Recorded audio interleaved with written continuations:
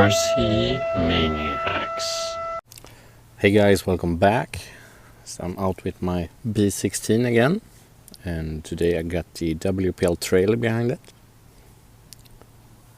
Looks pretty cool together. So this is basically a 6x6 chassis that they have just skipped the front part of. Got the little suspension bridge here in the back from the 6x6. No drive shaft in the middle, and a bent frame there. So yeah, that's pretty cool. As you can see, yeah, let's do it like this. You can see both here. Looks about the same up until here.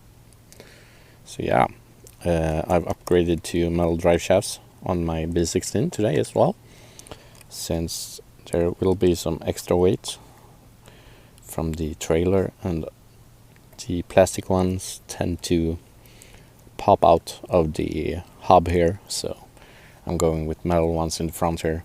Usually no problems with the in the middle between the axles in the rear. So this is sold by Asia RC Depot, which is a sort of a sister company to WPL's official store. So just as safe to shop from Asia RC Depot as the official WPL store. I'll leave some links down below if you're interested to pick this one up. It's super cheap and it looks really cool together with the truck in front of it. It's also available without the bed on it if you want to build your own trailer. So it's a little bit cheaper. You only get the frame and the axles underneath, no bed. So that's nice with some extra options. And yeah, it looks really cool. So I'm just going to drive it around a little here in the backyard, show you guys what it looks like and how it handles behind the truck. So yeah, let's have some fun with it.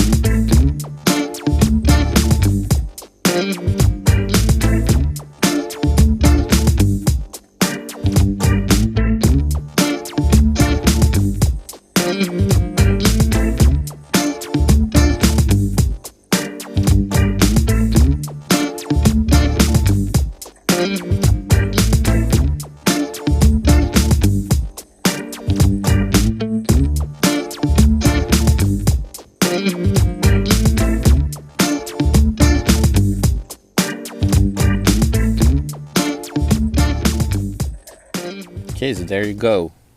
Handled it surprisingly well, actually, since this is the plastic kit version with the 180 sized motor. It struggled a little bit on the inclines when you loaded it up with the rocks. These looks small, but they actually are kind of heavy. So it couldn't really handle 2 rocks on the incline, only 1. But then again, this is the 180 sized motor. So if you go with the KM kit, you get the 370 sized motor, which is a whole other beast.